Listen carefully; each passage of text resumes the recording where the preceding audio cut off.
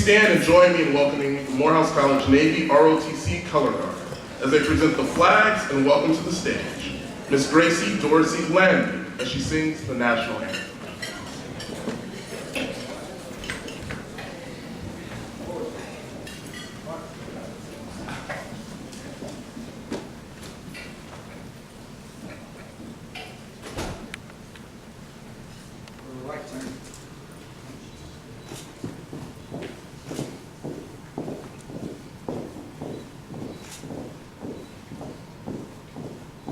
Color guard.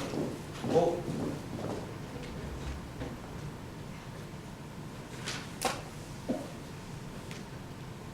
Raising. Colors.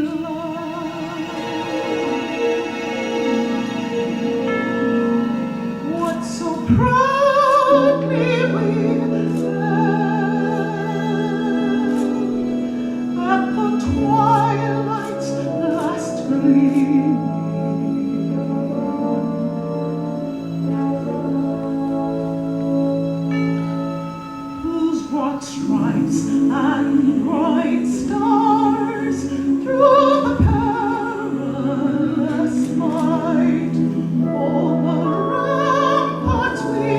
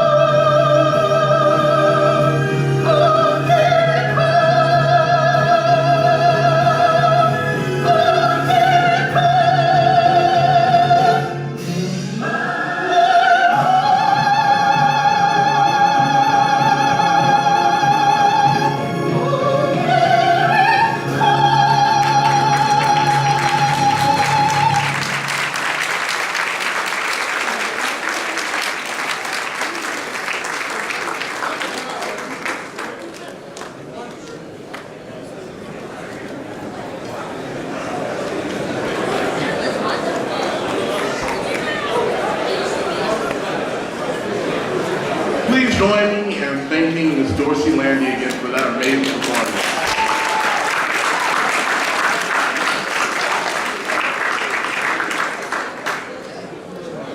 And welcome again. My name is Raymond Perkins. I am a graduating senior mathematics and economics major from Columbia, South Carolina. And today I will be your master of ceremony for this afternoon's program. But before we begin, allow me to recognize the 11th president of this amazing institution, Dr. John Sylvanus Wilson, Jr. And he will be joining us later. Now, over the past day and a half, this conference has focused on engaging and empowering individuals across disciplines. We have learned from the trailblazers in the fields of mathematics, science, and business.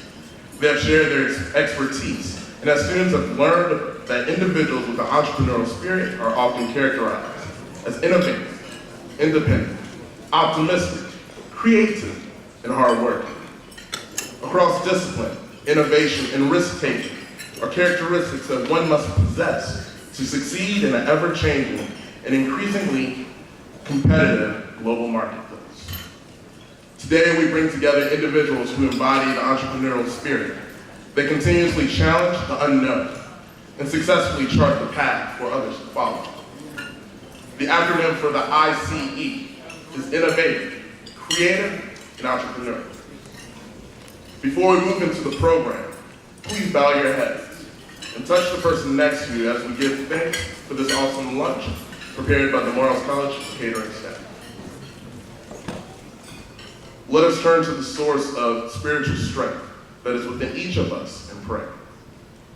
Giver of all things, as we gather for this luncheon, we give thanks that we are again permitted to gather in this fellowship. May our friendships be strengthened and our lives be broadened. We give thanks for this food. Please bless it and guide us so that we may help others be the best that they can be. Amen. Amen. Please enjoy your lunch.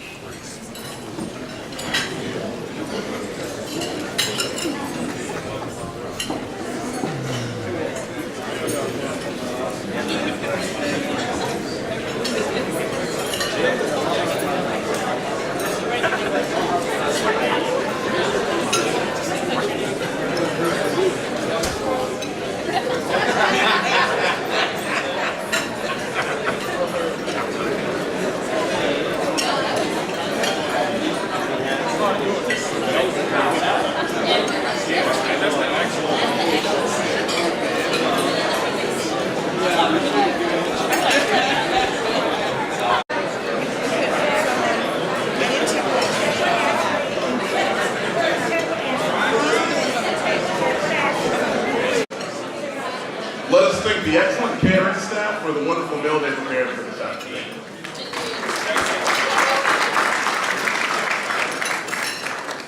In consideration of your time, we ask that you please continue to enjoy your lunch as we move on with the program. I'd like to welcome to the stage the Dean of the Division of Science and Mathematics, Dr. J.K. Haynes.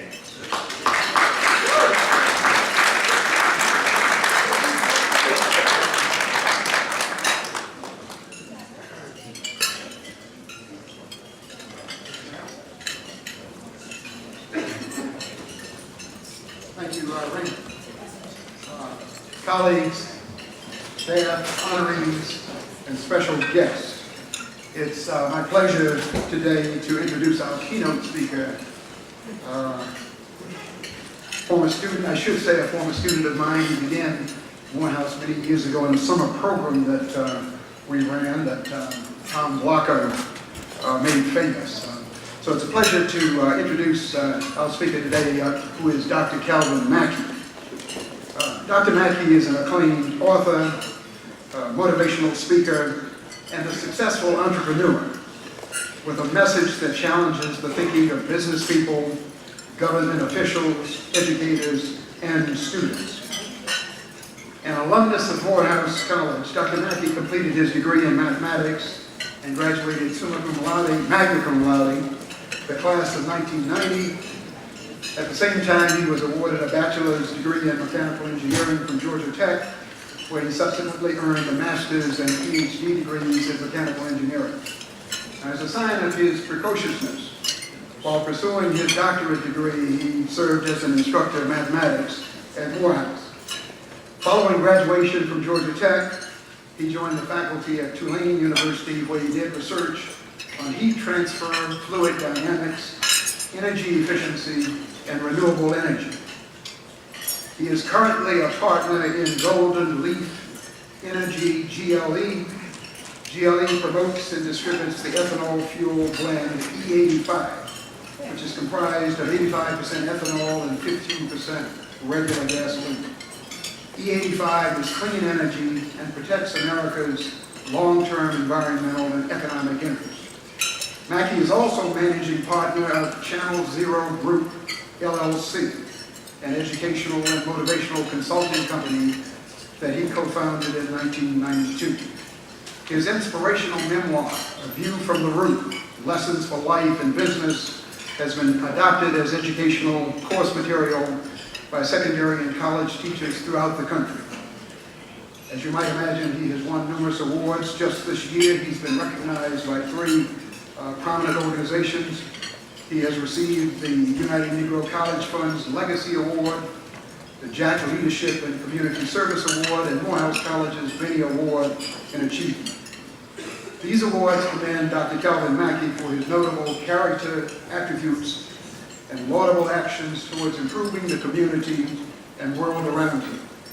Please join me in welcoming Dr. Calvin Mackey, our keynote speaker.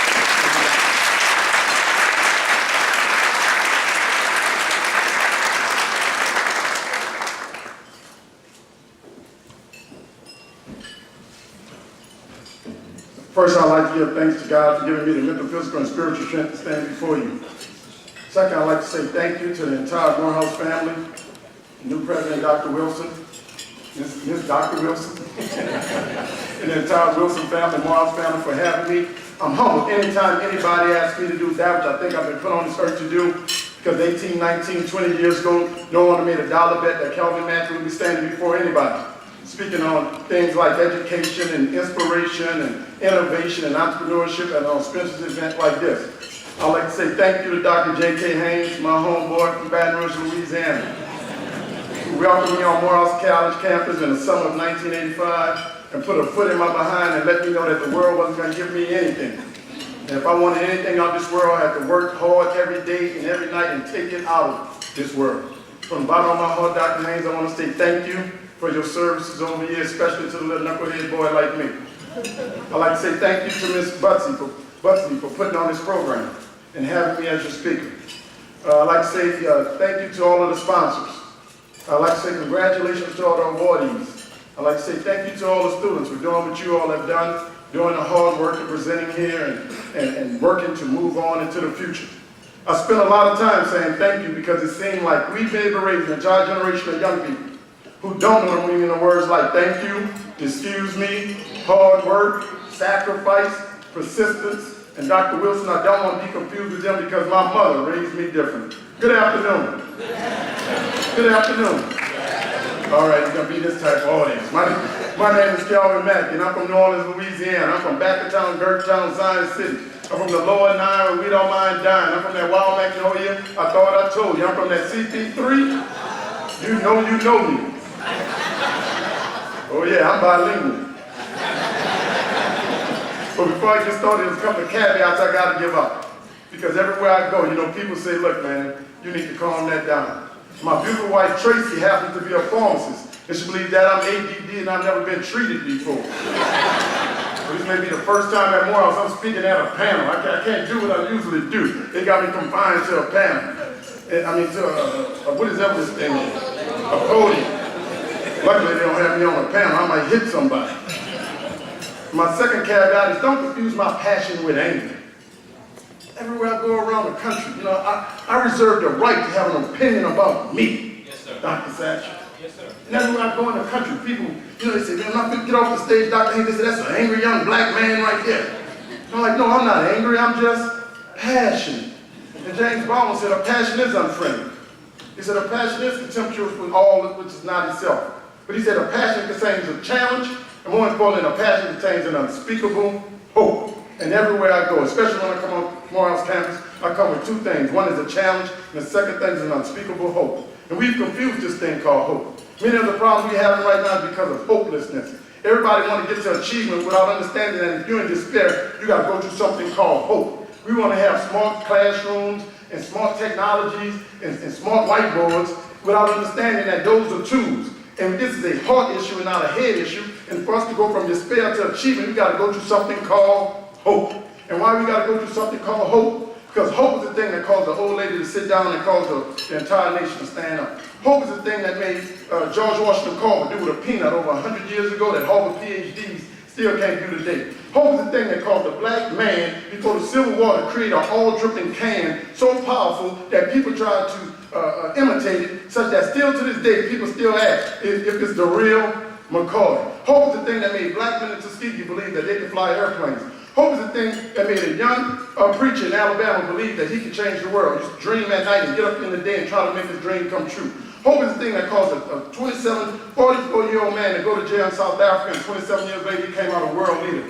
Hope is the thing that turned crackheads into preachers and pimps into teachers. Hope is the thing that made John F. Kennedy ask, not what your nation can do for you, but ask what you can do for your nation. Hope is the thing that made Patrick Henry ask, give me liberty, give me death. Hope is the thing that made the founding father that had slaves even write down, we hold these truths to be self-evident, that all men are created equal. Hope is the thing. Hope is the thing that made a black boy with a white mom and a funny name believe that he could be president, and a lot of people told him, no, you can't, but we told him, yes, you can. Hope is the only thing that brought us from where we are. Hope is the only thing that can take us where we need to be. Why I'm talking about hope? Because Jim Clifton, the founder of Gallup, he said he wanted to know what the world wanted. So he created a metric and he went out and he evaluated the world. And he found on the world there was 7 billion people.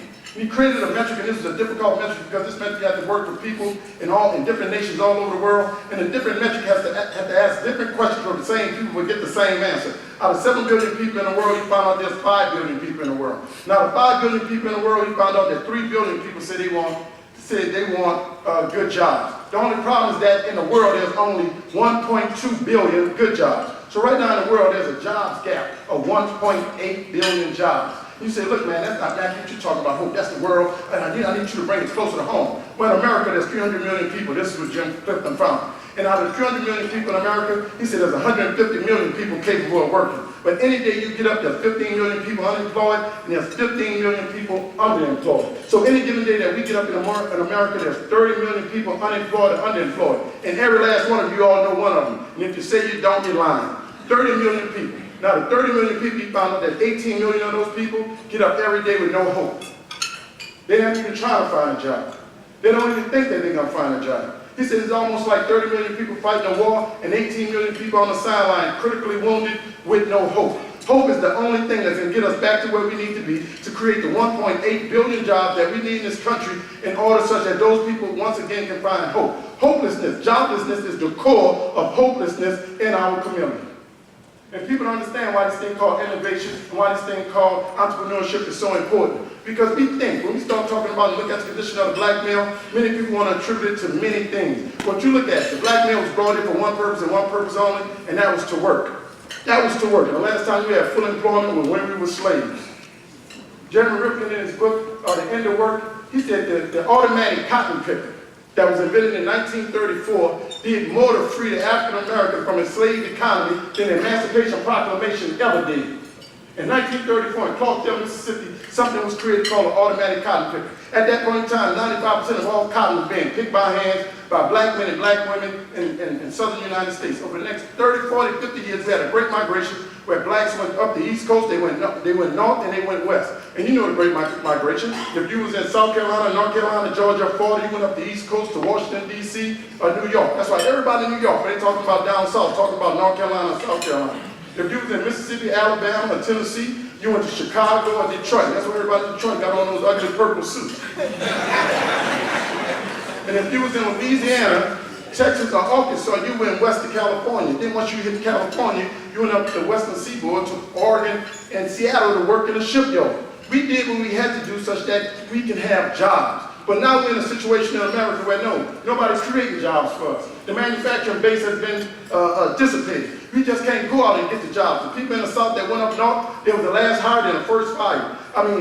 Henry Ford had created the Rouge plant in Detroit that had 85,000 workers. And due to automation and controls and the invention of the interstate system, he broke that plant up and put satellite plants all over Detroit, such that that's how the suburb of Detroit was created. And he said, never again will a core bunch of workers have control over his business. And still to this day, when he went to a place called Inkster, Inkster is still the shanty town of Dearborn. And that's where many of the blacks that left the South went up to Detroit and put themselves in Inkster because they were there to work for the Ford Motor Company. And it's not that Ford Motor Company really wanted black people, and he had jobs. It's just that World War II had happened, and they wouldn't let foreigners come from Europe and other places, and he had to have black workers.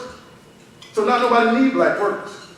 I was sitting in my lab at Georgia Tech working on my PhD in 1992, and there was an unbelievable thing going on. There was a war going on, and there was a recession.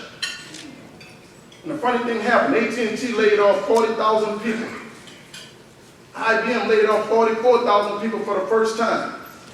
And none of them looked like the black males that attended Morehouse and Spelman. Many of them was white, middle-class managers that never thought that this thing called automation and manufacturing and the technology revolution would hit them. And now this thing called joblessness is hitting everybody in America. So the only thing that's going to solve this thing in America is the creation of jobs. And that's why it's so important for the things that we're doing here. Because we not only have to innovate, we got to innovate or die. If we don't innovate, if we don't create, if we don't take things and create small and medium business and bring it to our community where they can employ people, they'll never be employed. And many of us sit around. In 1964, Thomas Kahn said, it is as if racism, having put the Negro in his economic place, stepped aside to watch technology destroy that place.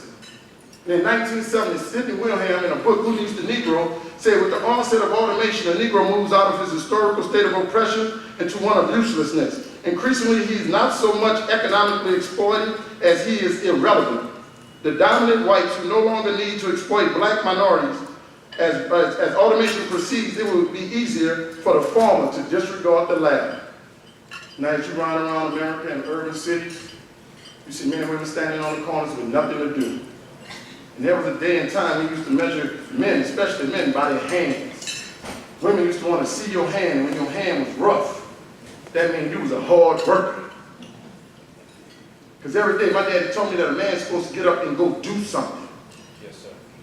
And now we've taught a whole generation of young men and women that somehow somebody's going to do something for them. And if you think as a black man in a White House in Chocolate City planning for your future, I got a piece of a broken levee in New Orleans I want to sell you. President Obama can create all opportunities he wants in the 21st century for you, but if you don't have the education and the skills to take advantage of them, you just once again, like the people after Katrina on the corner with signs saying, help me, when you otherwise could have done for yourself. You got to get up and you got to create something. You got to get some dirt beneath your feet, some wind behind your back, and put something in your head so you can take care of yourself. And you say, Calvin, why is that so important? I went to school for 11 years, and many of y'all know my story. I started at Morehouse right here in remedial reading developmental mathematics. And after 11 years later, I had a PhD from Georgia Tech. I got my dream job. That's the only thing I ever wanted to be, was to be a professor. I saw Dean Block, I saw Dr. J.K. Haynes. I said, I want to be who they are. And I became a professor at Tulane University, and I wanted $1 million lab so I could innovate and create. And after 11 years of being at Tulane University, after 7 years, I got tenure. And I had a Chinese student in my lab, I had an Indian student in my lab, I had a white student in my lab. I couldn't find a black student. 97% of my applications came from India and China. An unbelievable thing, the aftermath of Hurricane Katrina, the president of Tulane University made an unbelievable decision. He decided to keep the football team and eliminate the engineering program. So overnight, I lost a guaranteed job, tenure. And people say, Kelvin, you can't lose tenure. The only way you lose tenure is by an act of God. I say, well, God decided to act.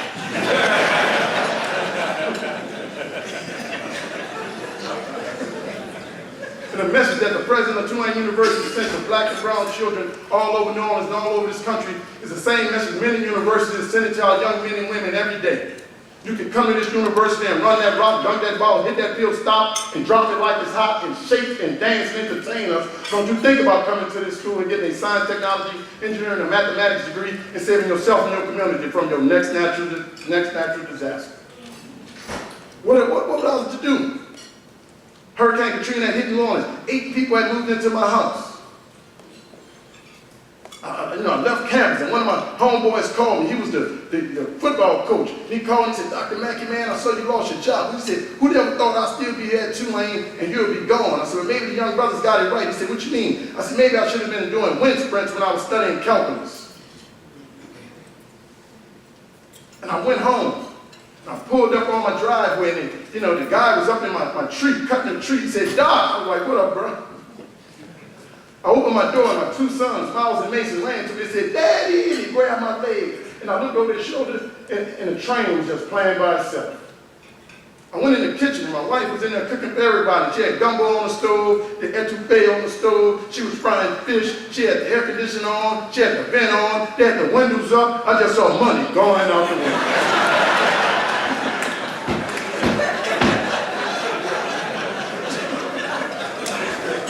My little nephew had moved in with me. He in the corner. He got the iPad plugged in, the iPod plugged in, the computer on, the TV on, the radio. Man, can't you just turn something off? My old uncle had moved in with me. He had lost his house in Katrina. He's sitting there on the couch all day long watching CNN like this on a 62-inch television. My big brother had moved in with me. He upstairs, we downstairs. He upstairs with the lights on, the computer on, the radio on. I'm acting that like, can everybody just come in one room? My dad had moved in with me, and my dad dropped out of school in 8th grade to pick cotton. And he eventually started a roofing business in 1965 that employed hundreds of men in the city of New Orleans. And in the week before Hurricane Katrina, he had been diagnosed with level 2 lung cancer, Dr. Satch. And he's supposed to start his treatment the day of Hurricane Katrina, but we had to evacuate. And it took us 6 weeks to get him back into the system. By the time we got him back into the system, it took him 2 more weeks to re-diagnose him because the water had destroyed all of the records. By the time they re-diagnosed him, the cancer had spread all over his body. This big old strong man who dropped out of school in 8th grade to pick cotton and eventually started a business that employed people. And after that, Hurricane Katrina lost his business, he lost his house, and eventually he lost his life. He had moved in with me. And young men, I thank God I had done something with my life such that when this imperfect man needed me, I'm going to say that again. I thank God I had done something with my life such that when this imperfect man needed me, I was able to do something for him. He moved into my house. He was on hospice. He's sitting in the corner with his oxygen machine plugged in. He waiting. So I know you're wrong. And I stand in the middle of the floor. And I looked up and I said, man, all these people depending upon me, and I done lost my job. And I thought about the 3 lessons that my mom and daddy taught me. My mom taught me, baby, your job may be your resource, but God is your source. And my mama taught me, baby, put something in your head and nobody can take that from you. My daddy taught me that every day a man and a woman are supposed to get up and go out and kill, or they shall not eat. I went in my room, I fell on my knees, I prayed, I got up the next day, I put on my suit, and I went out into the world. Since I had skills to pay the bills, since I had an education from Morehouse and Georgia Tech, I went out and I created an alternative energy company. Alternative energy company right now that otherwise one of the most innovative things that we are seeing in urban areas. 2 weeks ago, I met with Secretary Vilsack, and Secretary Vilsack has this vision of having 10,000 small-scale biorefineries dotting the landscape. Because he said these little biorefineries need to be near the feedstock, the things that you need to feed the plant to get the fuel. But what we've done is that we've built a little small micro refinery that we can put in any urban area.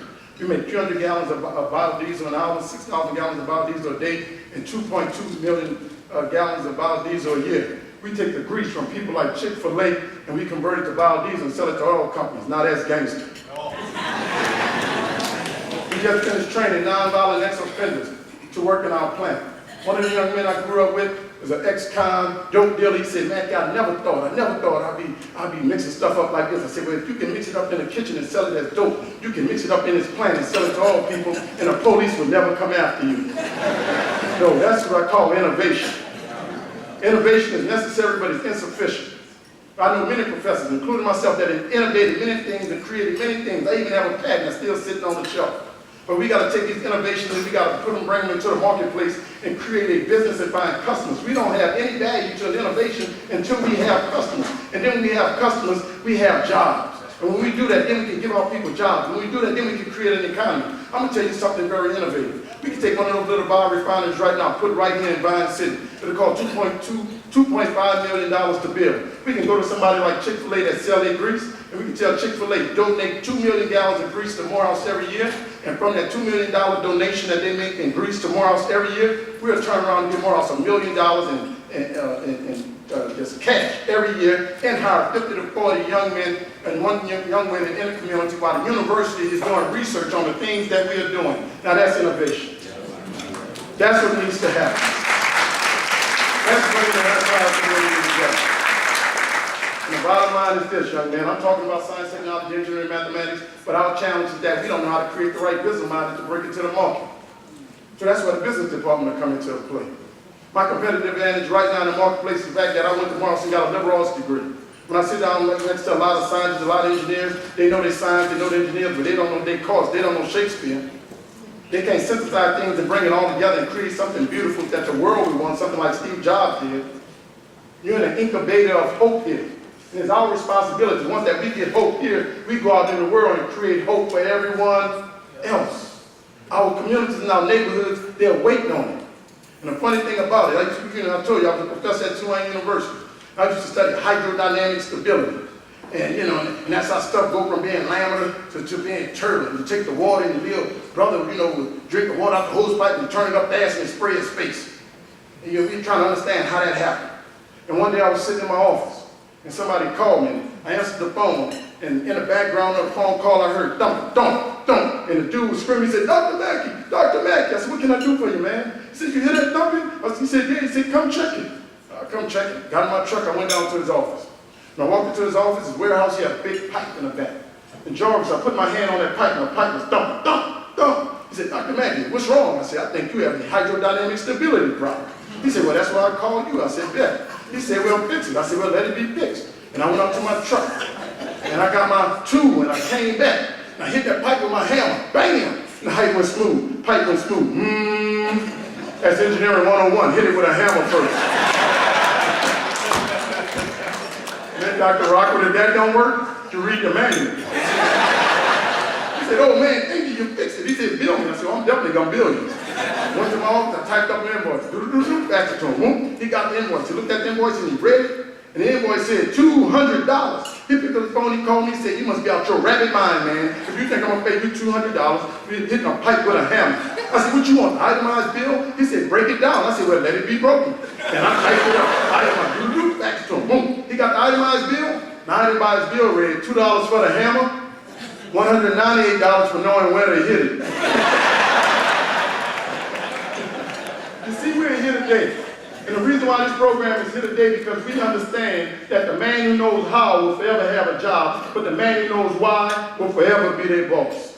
And we need you all to do research, and we need you all to understand the why so you can become innovators in the 21st century and create things that we've never seen before. The bottom line is this. In 1998, 50% of all technology companies founded in America was founded by people of Indian descent because the Indian Institute of Technology in New Delhi teaching a why, and we too busy teaching a how so that you can get you a good job and get laid off. The hope that we need in our communities is in this room. The mind that we need for our communities is in this room. The innovations that they've done at CDC and other places, we need people like you to take it and bring it to the marketplace and create opportunities for other people. And when we know that, when we do that, it'll just be amazing. In closing, this reminds me of the movie Troy. And in the movie Troy, there's this one scene that I keep playing over and over again because it speaks to who we are. And the two sides came together and get ready to fight. And the two kings was talking. And the two kings, one king said to the other king, he said, look, man, why we gotta fight? He said, if we fight, 20,000 people are gonna die, and we don't know what's gonna happen. You'll win, I'll win, but a lot of blood will be shed. He said, look, let's not fight. He said, let your best man fight my best man. And one king turned around and he said, Esophagus or something. And this big old guy came up. All right, you literature people, excuse me, I can't remember his Greek name. And a big old guy came out. I mean, the biggest man you've ever seen, like 7 feet tall. He was banging on his chest, ah! And all the rest of the soldiers behind him, like, ah! And then this king turned to his men. And he said, Achilles! Nobody came. He turned again and said, Achilles! And he said, he's back at the camp. He said, go get him. So he sent a scout to the camp. And the scout went to the camp and he went in a little tent. And Brad Pitt playing Achilles was like in a bed. And the scout said, look, man, you need to come. The king wants you to fight. And Brad Pitt started cursing the king out. He said, all you always want me to do is dirty work. That's what's wrong with the world. And the scout said, look, I wouldn't go. And Brad Pitt said, why you wouldn't go? He said, I wouldn't go if I was you. He said, man, the man you got to fight is the biggest, largest human I've ever seen in earth. This dude's not human. I mean, he's huge. He's going to kill you. You shouldn't go. And Achilles looked at him and said, you know what? Since you won't go, I must go. And since you won't go, the world will never know your name. What we need right now is for people to go, so that the world will know your name. We need people to create things that never existed before. We need people to do things that we've never seen before. When Mark Zuckerberg pushed that button on Wall Street and made like 100 billionaires and a whole bunch of millionaires, none of them look like the people in this room. We need to become the ultimate innovators, the ultimate creators. We need everything that we look at, everything that we touch. We need to try to understand how we can take this and create something such that we can create the wealth, not only to take care of ourselves, but come back and sustain institutions like Morehouse, such that 8 generations from now, people will call her name. To the awardees, congratulations, and thank you all for listening. Thank you.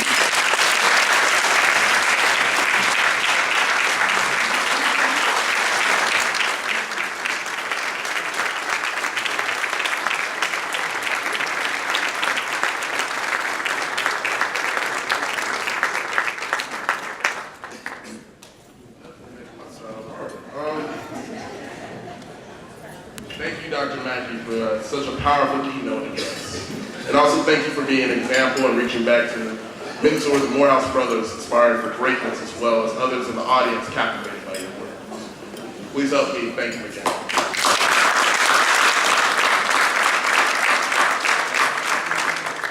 I've also been told to encourage you to remember to eat the cupcakes on your table. Those are not just decoration, those are actually desserts. They're actually quite delicious. At this time, we will move into our award presentation. I would like to invite Dr. John Hall, Chair of the Chemistry Department, and Dr. Lance Shipman-Young, Professor of Chemistry, to the stage to present the Frederick E. Mapp Student Research Scientific Poster and Oral Presentation winners, and Mapp Senior Awards. Named for one of Morehouse's most distinguished biology professors, Dr. Frederick E. Mapp. The Mapp Scholars Program is designed to prepare students for advanced degrees in both graduate school and health professional programs. Additionally, these awards also highlight student research projects. Following the presentation of the Mapp Symposium Scientific Awards, Dr. Emmanuel Ofonte, Professor and Director of the Accounting Program, and Ms. Anna Richards, Director of Finance Services at the Boeing Company, will present the award recipients from the Business Plan Competition. Please welcome to the stage Dr. John Hall and Dr. Lance Shipman-Young.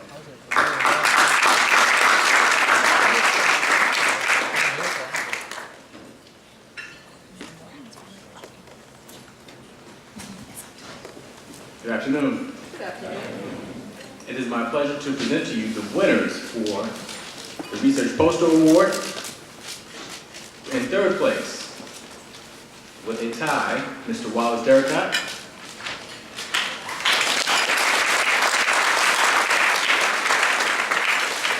Mr. Michael Alamayahu.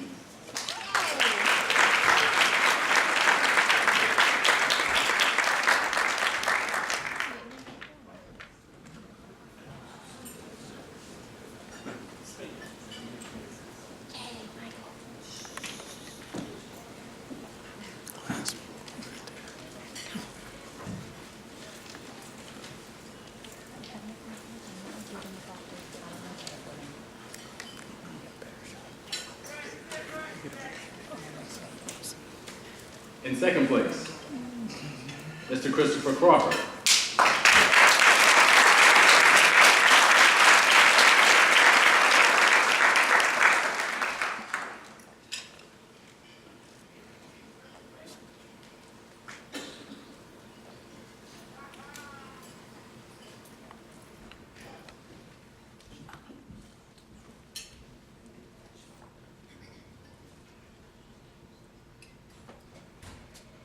And the first place winner for Research Poster Award, Mr. DeMarcus Cruz.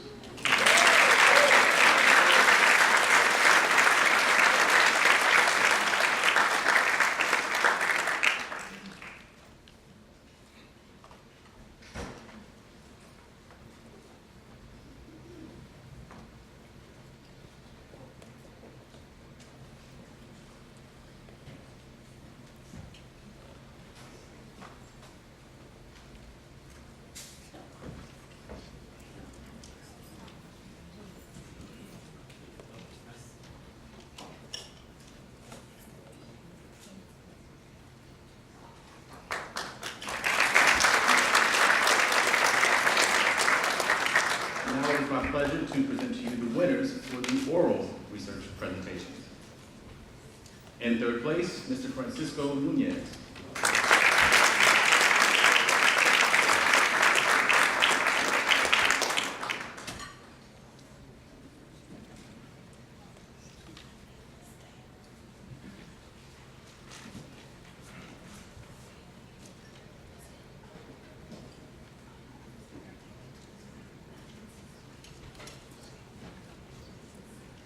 In second place, Mr. Alfonso Mills.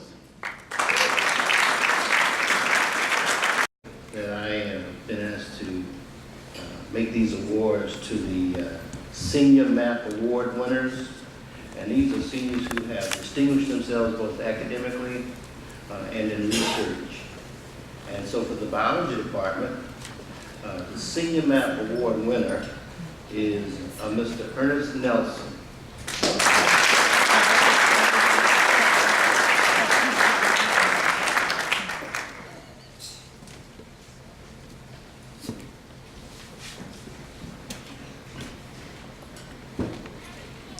For the chemistry department, the Senior Map Award winner is Mr. Wallace Stericott.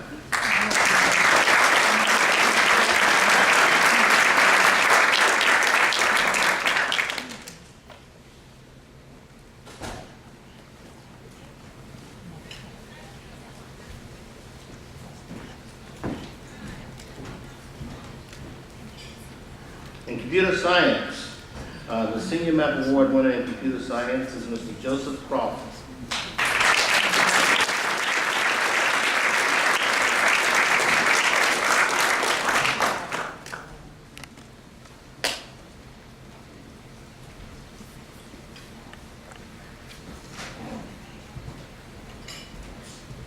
And in mathematics, the Senior Map Award winner is Mr. Raymond Perkins.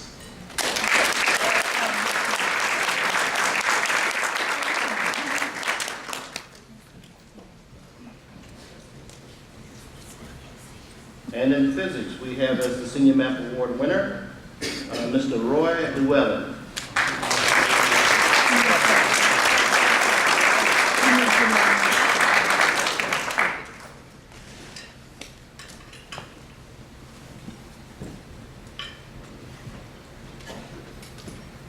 And in psychology, the Senior Map Award winner is Mr. James D. Pratt, Jr.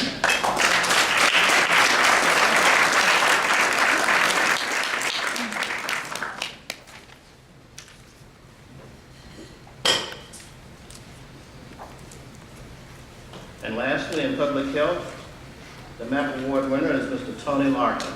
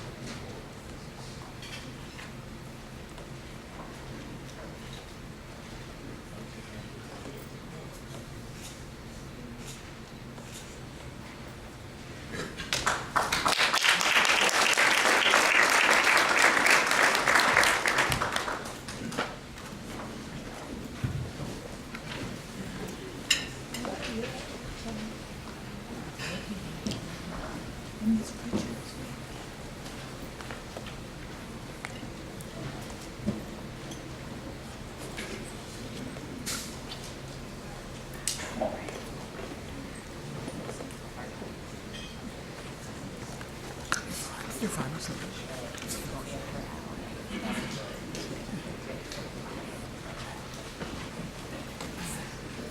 afternoon. And Dr. Marky, thanks very much for the inspirational speech. We are here today to talk about the winner of the competition. In this year's Morehouse Undergraduate Business Plan competition, there were 30 submissions that were received from 13 colleges and universities from across the country. And we do have industry experts who volunteered their time to act as judges for all the presentations. After all the deliberations, they narrowed all the 30 submissions to 4. And yesterday, the team presented their ideas to the live panel of judges at the conference. The teams were Good to Go from University of West Georgia, Last Minute Lessons Application from Spelman College, $1 Million Scholar from Morehouse College. We hope we get $1 million from them when they live here. And we do have the last but not the least, my college hustle from Howard University. Today, Ms. Anna Richards is joining me to make the presentation to the winner. Ms. Richards? Good afternoon. The moment we've all been waiting for. The winner of the 2013 Morehouse College Innovation Business Plan Competition is my college hustle from Howard University.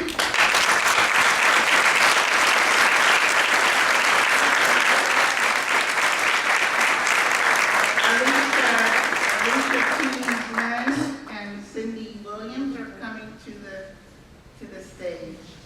I might add that all the student teams presented great business plans, and we applaud them as well. Let's give our business competition winners another round of applause.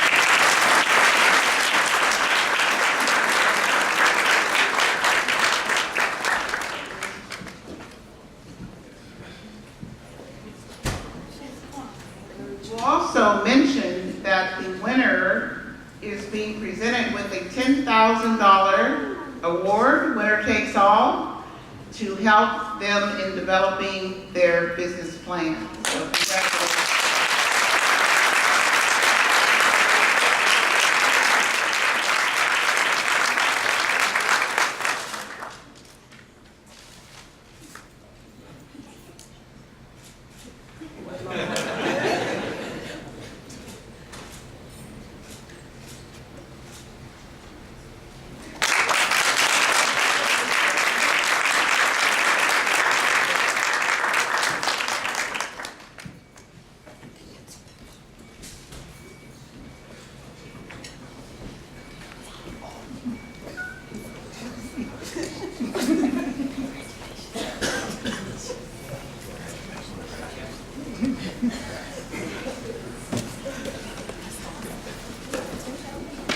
Let's congratulate our math and business plan student winners.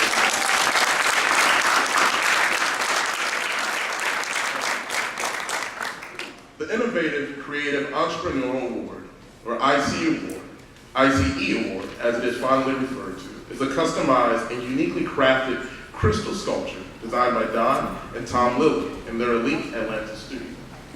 This award is presented to the honorees in 6 categories for outstanding vision, ingenuity, sincerity, and tenacity they exemplify in their entrepreneurial endeavors.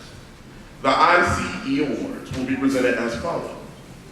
The Outstanding Alumnus Entrepreneur Award, presented by Dr. John Williams, Dean of the Division of Business Administration and Economics. The Small Business Award of Excellence, presented by Dr. Belinda White, Associate Professor and Management Program Director, Department of Business Administration. The Corporate Trailblazer Award, presented by Dr. Felicia Stewart, Associate Professor of Communication. The Champion of Health Equity, presented by Mr. Tony Larkin, Morehouse College, class of 2013. The Pioneer in Public Health, presented by Dr. Navier Barker, Grant Specialist, Morehouse College. And the Pioneer of Women in Health, presented by Dr. Bill Jenkins, Senior Scholar of Public Health. Dr. Williams.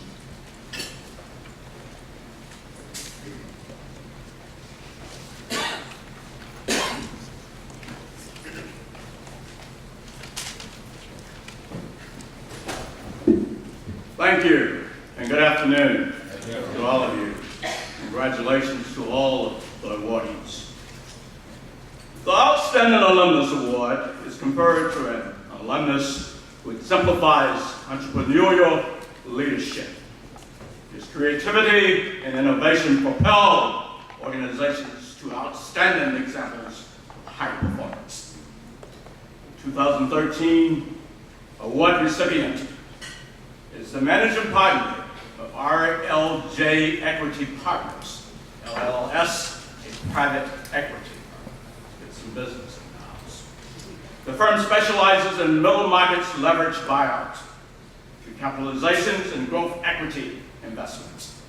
RJL Equity Partners' strategy is to make control investments in companies with enterprise values between $50 million and $250 million.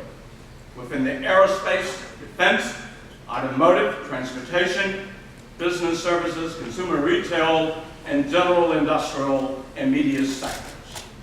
Please welcome with me, and joining the podium to receive this award, the 2013 ICE Outstanding Alumnus Entrepreneur, Mr. Rufus Rivers.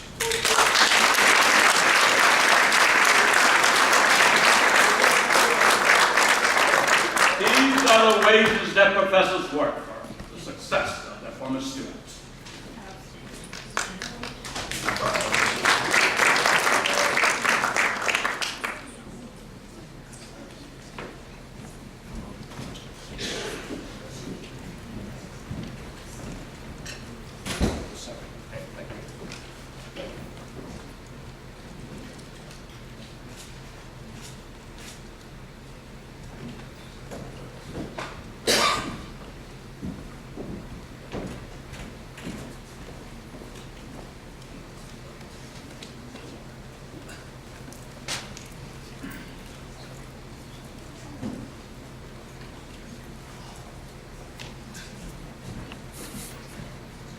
Good afternoon. Good afternoon. My name is Belinda Johnson-White, and it is my honor to present the Small Business Award of Excellence. The Small Business Award of Excellence is given to the outstanding small business that utilizes the services of the Morehouse College Entrepreneurship Center and exemplifies the spirit and passion of the entrepreneur and the power of small business. The Morehouse College Entrepreneurship Center SBA Small Business Award 2013 is being presented to Mr. Victor Holt.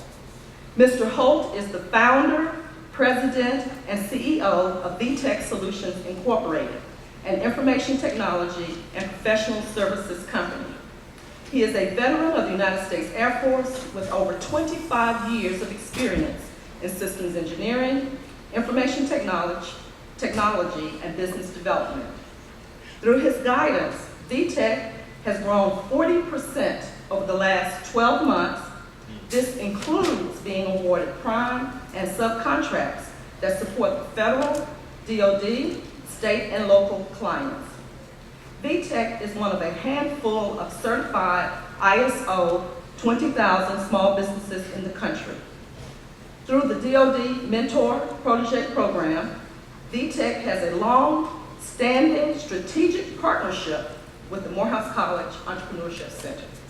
So please join me in welcoming to the stage our 2013 Morehouse College Entrepreneurship Center ICE Small Business Award of Excellence Award recipient, Mr. Victor Holt.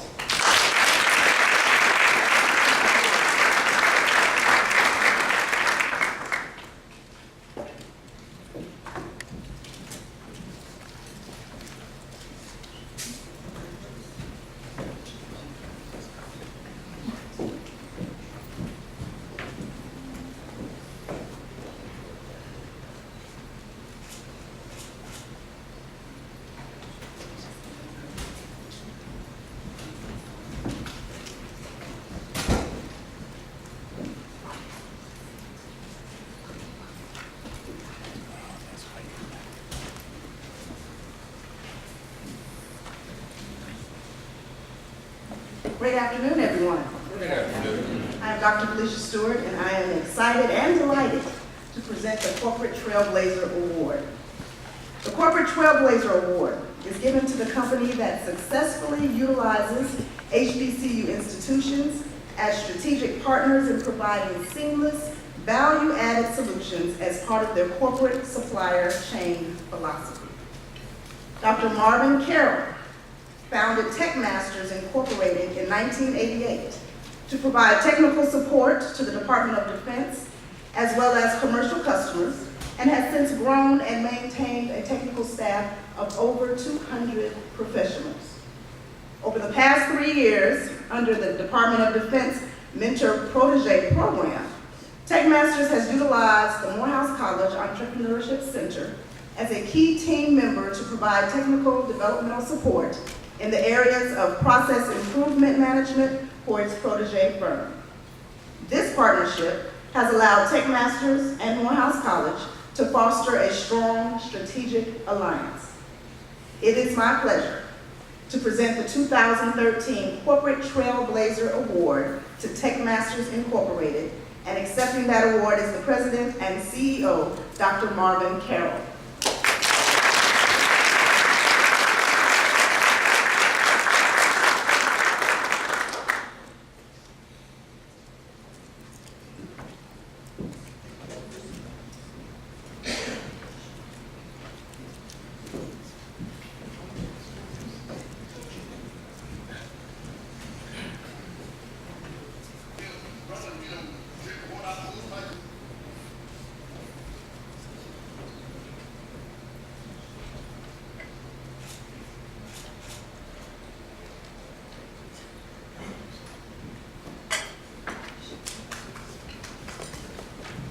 I could not resist the opportunity to be at Morehouse.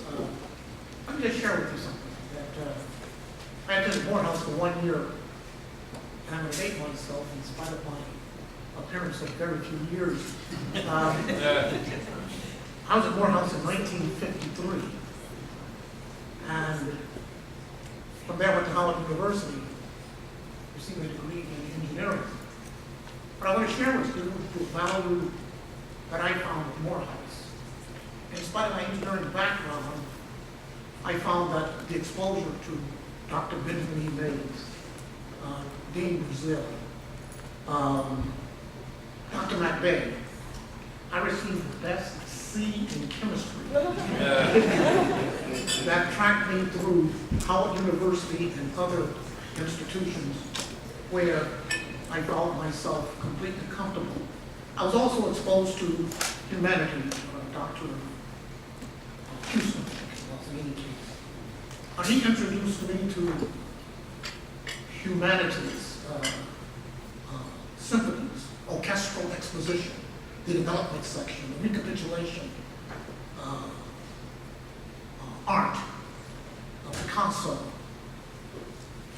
I did not know the importance of that until I found myself in environments whereby that kind of exposure distinguished not only Marvin, but it distinguished TechMasters as a company.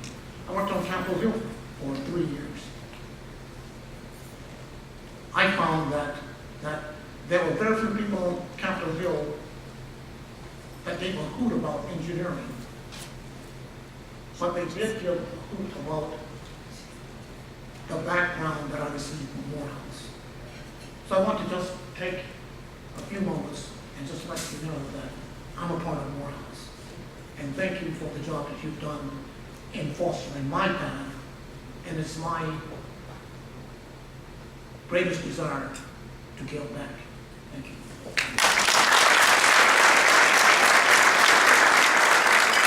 Individuals' deep commitment and contribution in the area of healthcare and is recognized for making a difference in health promotion for all individuals. From the rural doctor in an isolated community to his or her urban constituents, to elected officials fighting the obesity epidemic, to the elimination of racial disparities worldwide. Dr. David Satcher is the director of the Satcher Health Leadership Institute, established in 2006 at Morehouse School of Medicine. Dr. Satcher was sworn in as the 16th Surgeon General of the United States in 1998 and served until 2002. His tenure in public service includes serving as the director of the Center for Disease Control and Prevention. He was also the first person to have served as the director of the CDC and then Surgeon General of the United States simultaneously. It gives me great pleasure to present the Champion of Health Equity Award to Dr. David Satcher.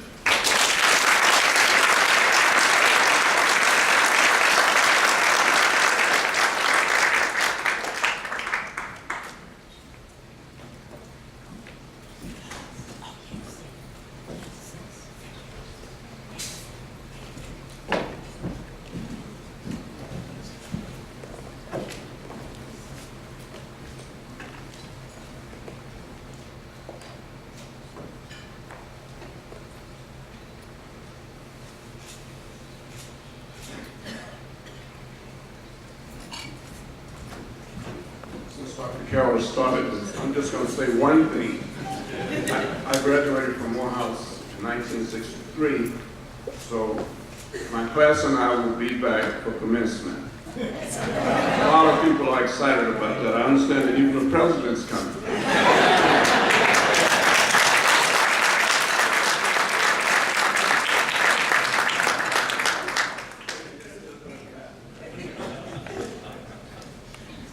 It is an honor for me to present our next award, the Pioneer in Public Health Award.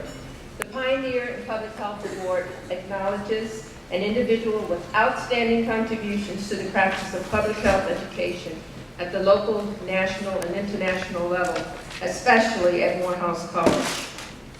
Dr. Thomas R. Frieden is the Director of Centers for Disease Control and Prevention, and he received that position in 2009 and has contributed significantly to the control of both health and infectious and chronic diseases in the United States and globally.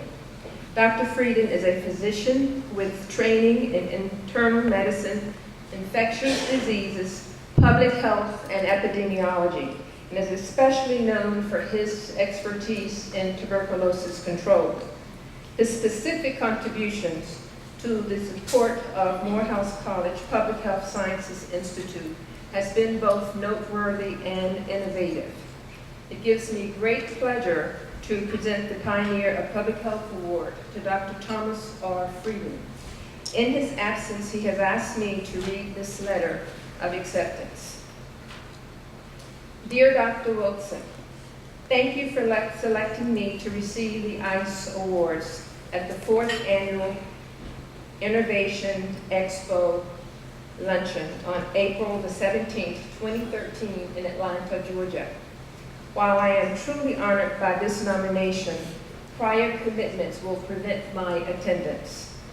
The Centers for Disease Control and Prevention commends both Morehouse College for its efforts to recognize organizations and individuals who have demonstrated exemplary support and leadership for minority education, health disparities research, and business development.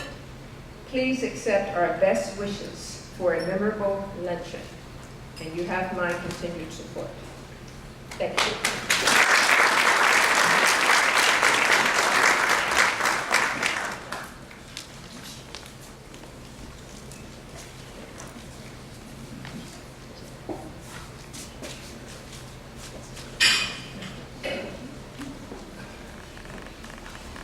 Someone wrote a script for me for this, but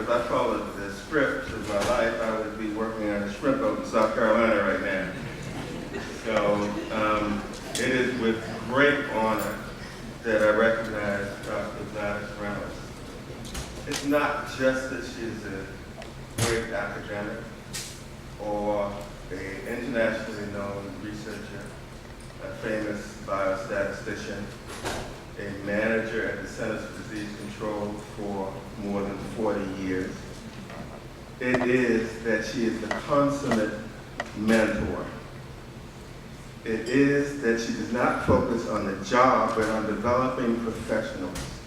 She finds people who have the ability and create and support their development in a way that have produced an extraordinary growth in African Americans and other minorities in the field of public health sciences, in biostatistics and epidemiology. Here at Morehouse, with her support, we've had an institute that has trained more than 600 students in epidemiology and biostatistics. Half of all PhD epidemiologists who are African American in this country have been trained through this program.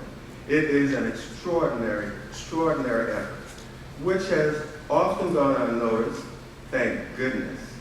Because sometimes when people try to help you, they help you to do what they want rather than what needs to be done. So Dr. Reynolds has been an inspiration to me and many of the people in this room, and has supported many of the people in the room, even though they don't know it. I give you famous Dr. Gladys Reynolds.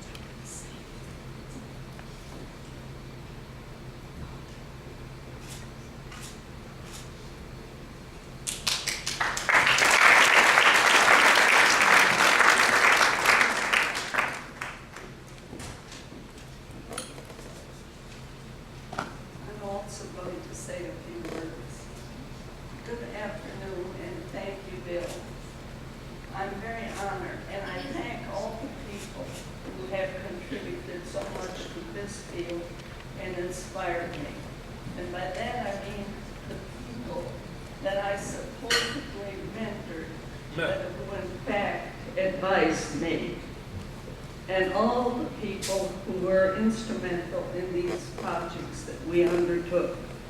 Credit for the project Innnovative belongs especially to Dr. Jenkins, who initiated and carried it out, and to Dr. Boyd and Dr. Trewick, who do a tremendous job in inspiring and training students in the field of statistics and public health. And I also thank CDC for embracing the program. Poor people have poor health outcomes, and poor people are disproportionately minorities in this country. For example, the infant mortality rate for whites is 5.7 deaths per 1,000 births. For blacks, it's 13.4, more than double.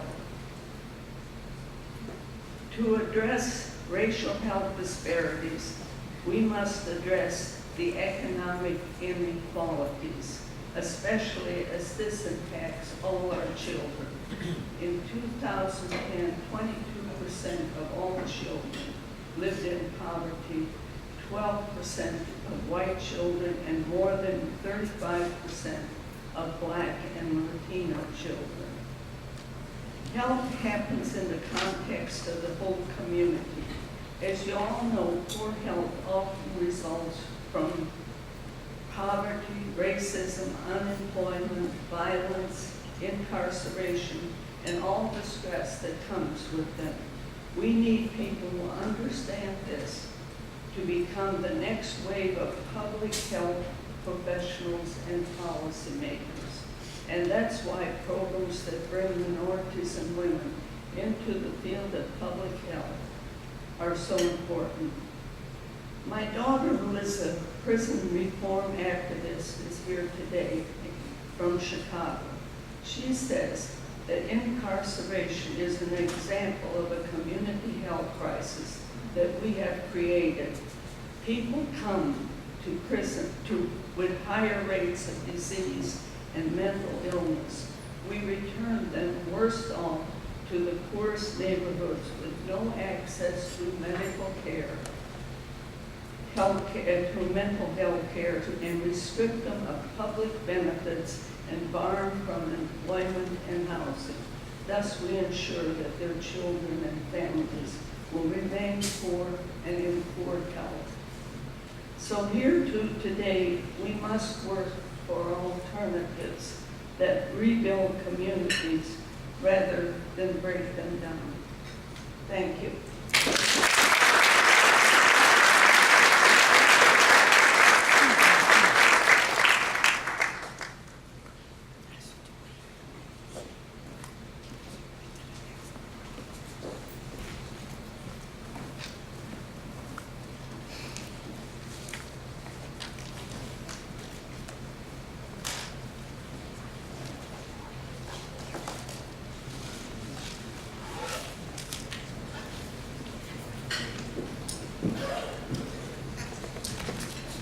There's one more award, and then we'll let you all go. It's not on the program, but is Miss Anna Richards still here? Anna, I'd like to invite you to the stage. Yes, please. We discovered, through the leadership of Boeing, that you'll be retiring. And we would like to express our sincere appreciation for all the support that you have given to Morehouse throughout the years. So I'd like to present to you this certificate of special recognition and thanks for your outstanding leadership in the community and your contribution and support of the mission and vision of Morehouse College. I know you've always been there whenever we call, and so Anna, we wish you well. Thank you so much.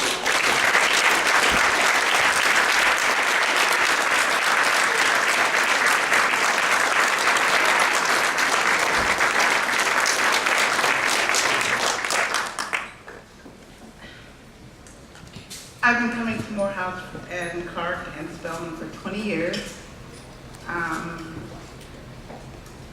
And obviously it's been off the corner of my desk because I have a day job. And so this has been my labor of love.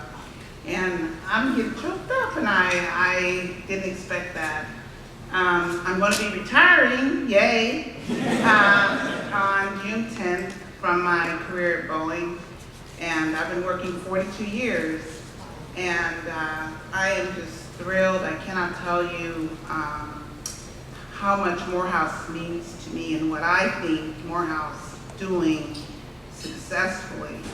As someone who's been in corporate America for 40 plus years, I hear and see a lot about what's not working, and Morehouse works.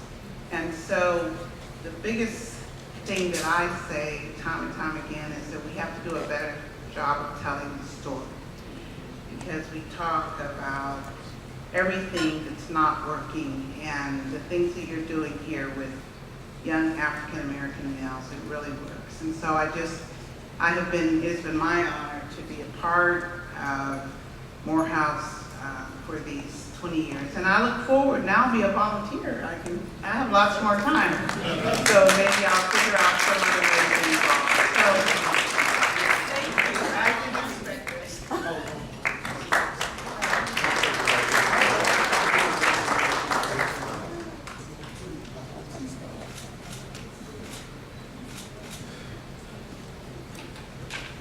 Well, we're at the end. Thank you so much, first of all, for being here and being part of this conference for the last 2 days. I will, at this moment, like to ask the planning committee if you would please stand, because nothing happens by yourself. And I had the most delighted privilege of working with the best planning committee this year. So if you would please stand and be recognized. Thank you so much.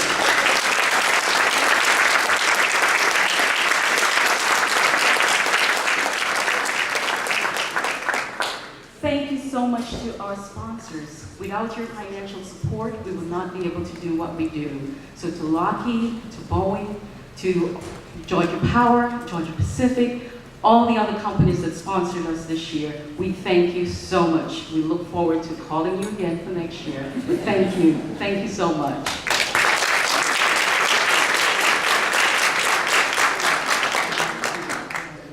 I promise, this is indeed the last award.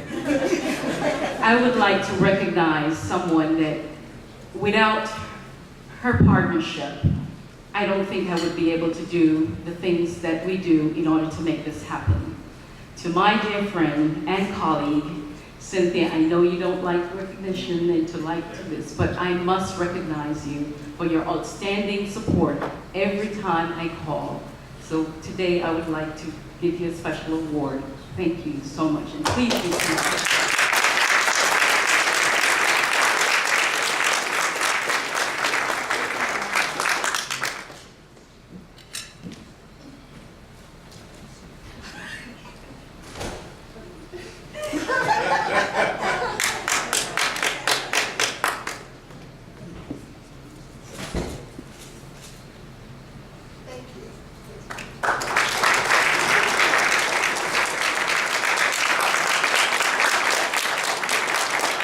Congratulations again to all the awardees. Thank you to all the wonderful speakers. I hope you enjoyed all the hard work that went into this in terms of the panels.